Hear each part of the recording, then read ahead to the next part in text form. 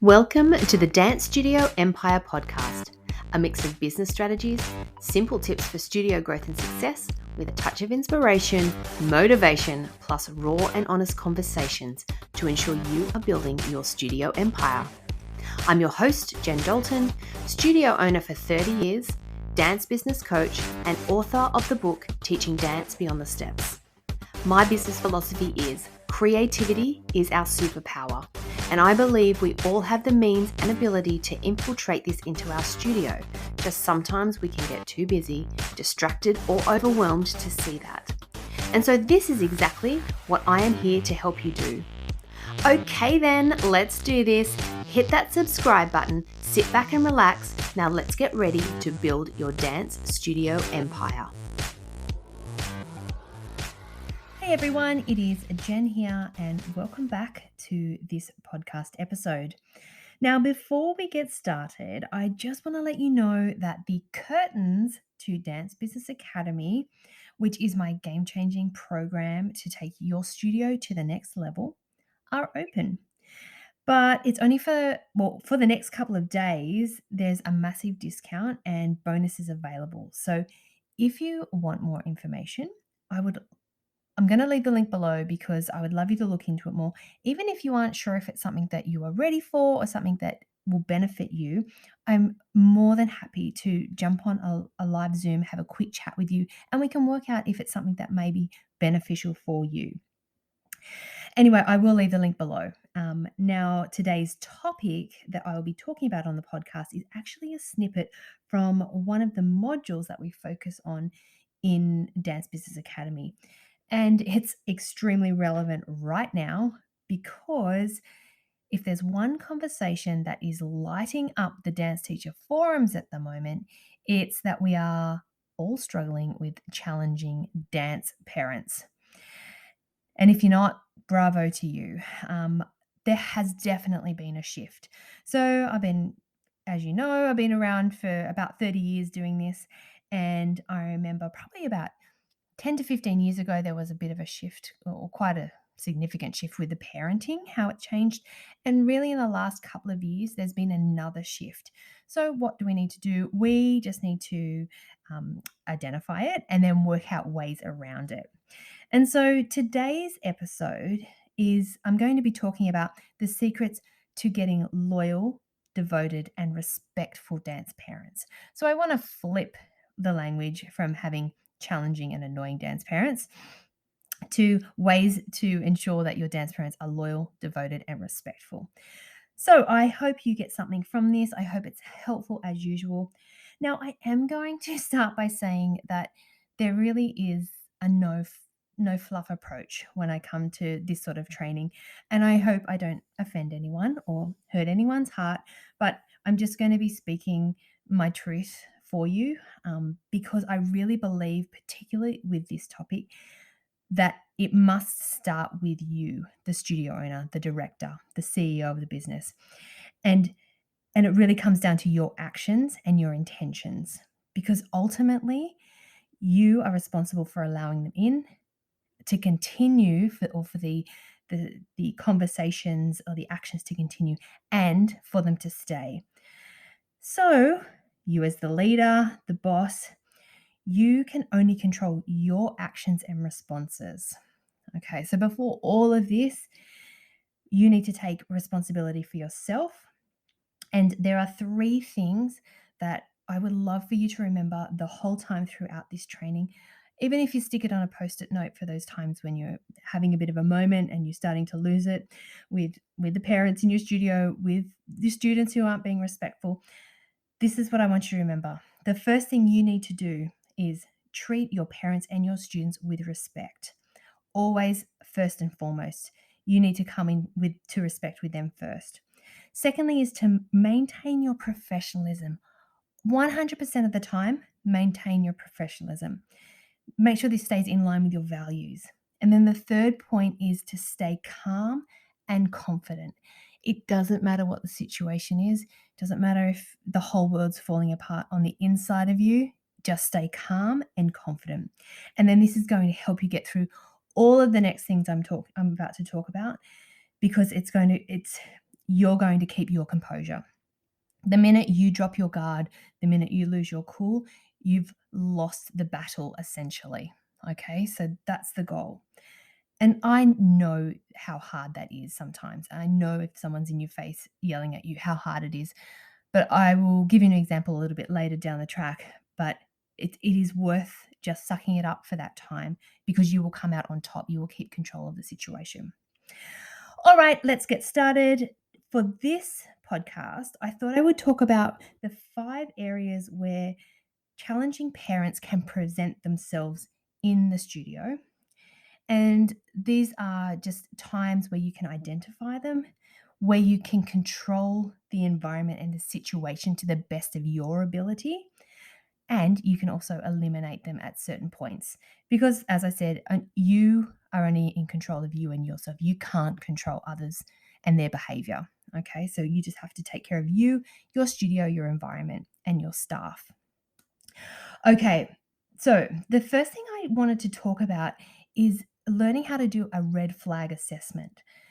Now, essentially, this is going to be for new people, new inquiries that come through. A little bit trickier with email these days because it's hard to judge someone's language through email. But if you are speaking to them on the phone or it's the first time in person that you've seen them in the studio, I want you to have a listen to the language that they're using. I also want you to have a look at their body language because this is going to tell you a lot about the person and whether they are displaying a red flag and not suitable for your studio or whether they're okay. I'm also going to say what people expect in their studio and accept in their studio is going to be generally different. But I think on a whole, most of us don't want the dance parent or the drama or the aggressive parent or the demanding parent. So I'm going to assume that that's not what you want in your studio. If it is, you can just go for gold. Awesome. But I'm assuming that that's not what we want. So that's how I'm sort of going to be talking through these points today. At the red flag assessment, this is the time where you can identify these people because it may be at this point where you need to redirect them to another studio. And there's nothing wrong with that. Okay. Remember, you can't keep everybody happy. So this is a great time. Many years ago now, I remember a phone call I got, and it was actually from a dad, and he was quite condescending and aggressive on the phone. But one of the first things he said to me was, I just want to know if everyone gets a trophy at the end of the year. And I'm like, oh, okay. And all of a sudden, I'm like, bing, bing, bing, red flag. Obviously, so whatever your opinion is of everyone getting a trophy, that's irrelevant.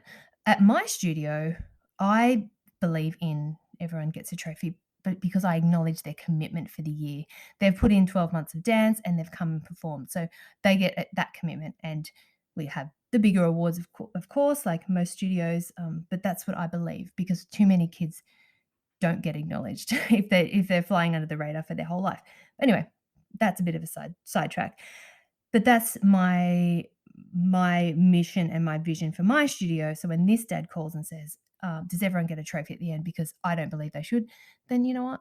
Excellent. That's totally fine. And I respect your decision, but this is not the right place for you or your child. And so I was able to move him along quite quickly. Because if he had have come and I had have justified what we did, that would not be the only thing. It would continue into other areas. He'd be demanding in other areas or unhappy with, how we handle different situations.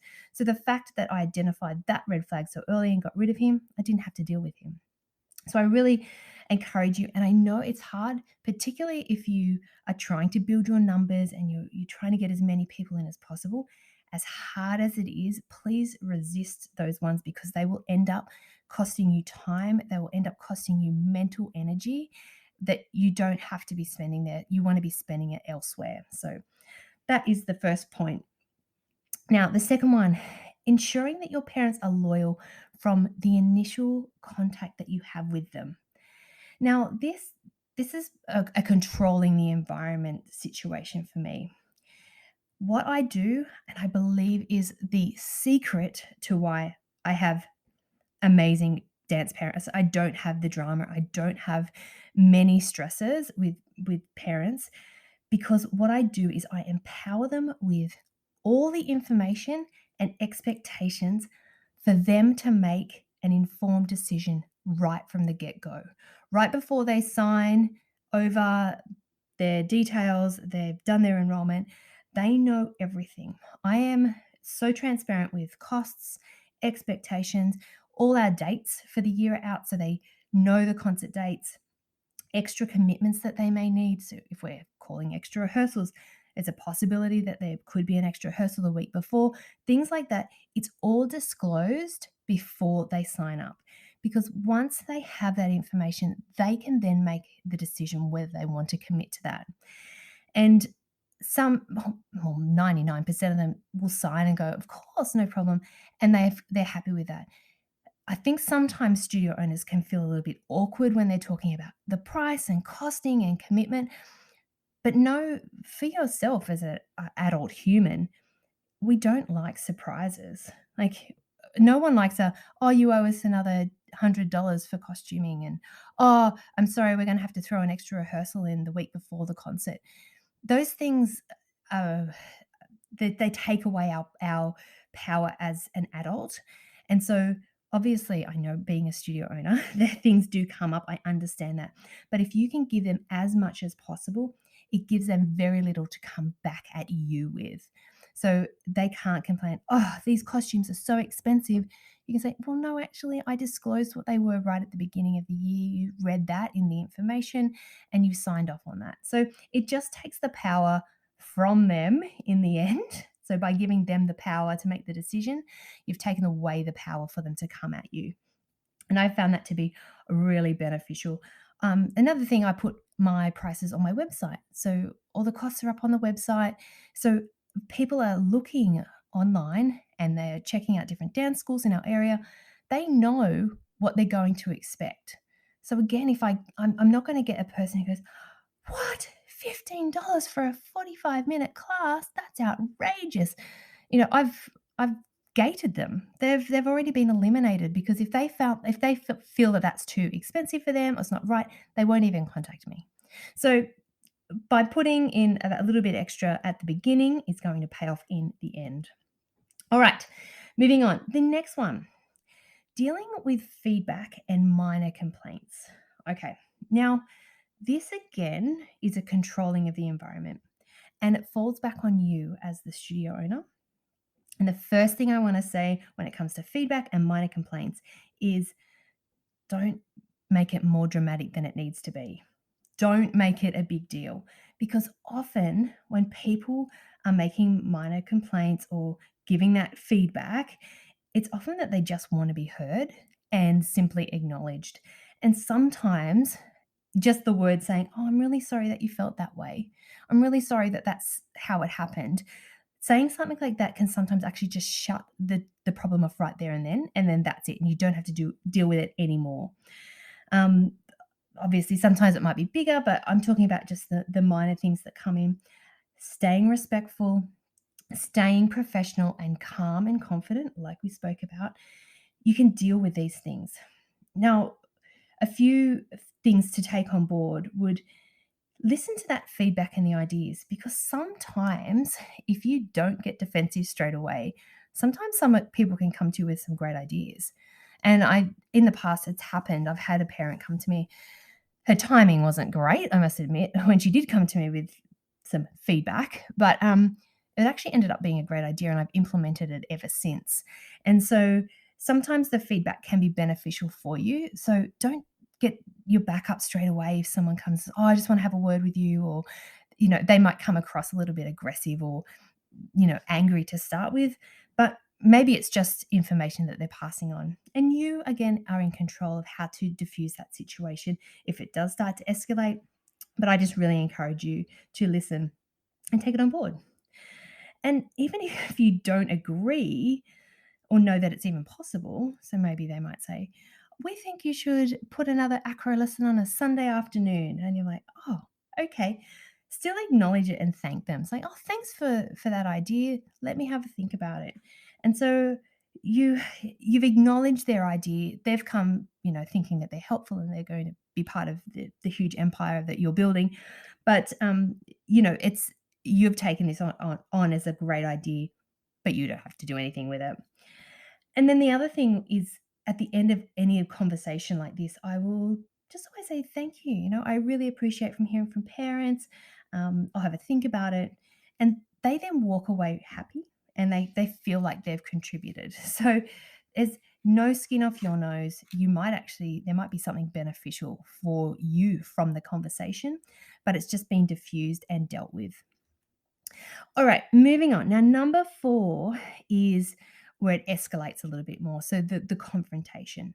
And now this is where it can get a little bit more aggressive. It can be quite confronting for you. For me personally, I am not someone who likes confrontation. I thankfully don't have to deal with it very often at all. Um, yeah. So how can we do? Because at this point, you are controlling the environment and the situation, but it's also an elimination decision at this point. The first thing I would say is to try to diffuse and calm the situation, which can be hard if someone's yelling at your face. I get it. But something I will often say if the need arises is there are 3 sides to every story. There's yours, there's theirs, and then there's the truth. And thank you for all that information. Let me now go and chat with the teacher involved or the other parties involved. So that's how I would diffuse that situation. Another really good way is let me go and check the CCTV. So if you are lucky enough to have cameras in your studio, it is brilliant. So not only for the safety of your students and things like that, the safety of your stereo and your speakers and everything else, your equipment in the studio, but also for situations like this. It's been really great that I can say to parents if they come with allegations, and I've had some serious allegations, I can say, let me go and check the CCTV and then I'll get back to you.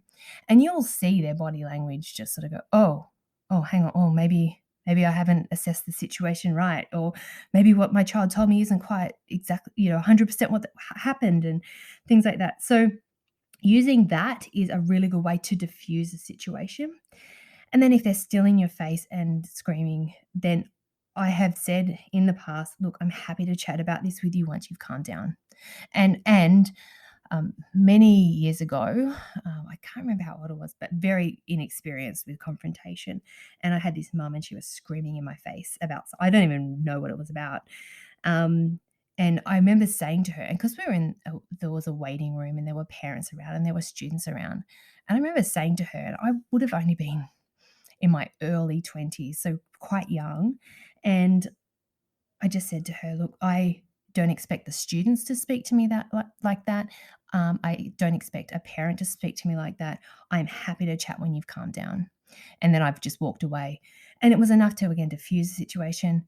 I walked up the stairs, around the corner, and just went, oh my God, like I was absolutely shitting myself inside, but that's all good. And then she did calm down, and then we were able to sort through the problem as it unfolded. Um, the thing with confrontation, which I know none of us like, but deal with issues straight away. And if I'm in two minds, like dealing with things on the phone is definitely really good, because I think if someone like that is contacted by phone or face to face, it I think there's actually more power for you in that, because you've got that control of the voice and the tone. You can hear the tone, they can hear your tone, you can assess that part of it. But then I do also appreciate the fact having emails then has evidence in the future. If anyone accuses you of not doing something or saying something, and you can say, no, I didn't say that, you've got the evidence on email. But that's also on the flip side as well. So if you're abusing someone or accusing someone of something, they've also got that. So just remember that as well. Have a third person present if you can, because just that independent view, again, is someone else's or non-biased opinion, hopefully, but it takes away that, no, but you said this and you said that. And it can sometimes just be interpretation, because in the heat of the moment, you are only hearing what you want to hear. You're only interpreting the information as you are wanting to interpret it. So have that third person present if it is an in-person situation. But the whole time, just remain professional. Just remain professional to the best of your ability. Then get home and then vent to someone you can. Just like, oh my gosh, you won't believe what happened and blah, blah, blah. And she spoke to me like this. Outside, away from the studio, away from anyone that matters. All right. And then finally is getting your parents involved in events. Now, going back to that devoted, that loyal parent, there are probably, I don't know what the percentage is in your students, but there are those parents that they're always, supporting you, they're volunteering, they're taking their kids to all of your extra events and the discos. They're really good. I do know some studios that struggle a little bit with parents wanting to be involved and they're just dropping their kids off and leaving. I'm a little bit like that parent. So when it comes to my kids and their other activities, I'm a bit like that because I don't want to get into a waiting room or sit on a sideline and have those conversations with people I don't know. So I'm a little bit like that. So I'm quite introverted and I'm actually quite a shy person. So for me, that is something that doesn't appeal to me. But I know you need your parents, you need them, and you want them to be involved. It's all part of the family feel that you want for your studio. So, how is it that you can get them? I would suggest making everything as convenient, fun, and easy as possible. And so, an example might be if your kids are performing at a fete or a carnival and you want as many people there as possible, do things like have a print out of a map and show them where they can park. Let them know that it's going to be $2.50 when they walk through the gates and we're going to meet near C block. So just give them an easy step-by-step how to do it, how to get there, what's expected, so they don't have to think. So they don't find excuses, oh, I won't bother going. I'll just drop you off because I won't be able to get parking. And so take away all that, and that's going to help then get those parents involved a little bit more. But again, all you can do is control your actions, control the information that you give them. Ultimately, they need to take responsibility and do it. So, take that pressure off yourself. Just know you're doing everything you can. All right, everyone, that is the 5 areas that come up mostly when it comes to your parents. Remember, the goal is loyal, devoted, and respectful parents. That's what you want. And yeah, so they're the 5 areas where I believe challenging parents may present themselves. So it may be similar to you. There may be other areas that you can think of, but just remember you have a choice. And you being the boss, you being CEO, you being studio manager, whatever your title, you have to have those tough conversations sometimes, and you have to follow through with tough actions sometimes. It's not nice. No one likes it, but the respect that you will get from others, the respect you'll feel within yourself when you do it, will be absolutely worth it. So, and like I said, at the end, you can go home and you can just like vent to someone as well. Now, I am going to finish off. Like I said, there's so many deeper levels to this particular topic, and it actually fascinates me. I quite enjoy it. I love the language and the body language stuff of it. And this is a major discussion and masterclass training in Dance Business Academy. So this is the type of thing that we talk about and we break down and we nut out when we're doing these masterclasses. So if you think this is something that might help you or be beneficial for you, and you're not quite sure if it's right for you, please reach out and we'll have a quick chat. As I said, for a couple more days, we have the discount and the bonuses available. I'd love you to be part of it. I'd love to explain more to you about it. So if you don't know what it's about, I will leave that link in the show notes below and you can check it out there. All right, everyone, if I don't see you in Dance Business Academy, I will definitely see you back here next Thursday for our next episode of Dance Studio Empire. Have a great week, everyone. Thank you for listening to this episode of Dance Studio Empire. If you enjoyed it, please share it on your stories on Instagram and be sure to tag me at Dance Teacher Central so I can say thank you. And if you really want to support me and the show, I'd absolutely love for you to leave a rating or review. For all the latest from me, you can follow me at Dance Teacher Central on Instagram and Facebook. Be sure to tune in next week for more strategies and tips to ensure you are building your dance studio empire.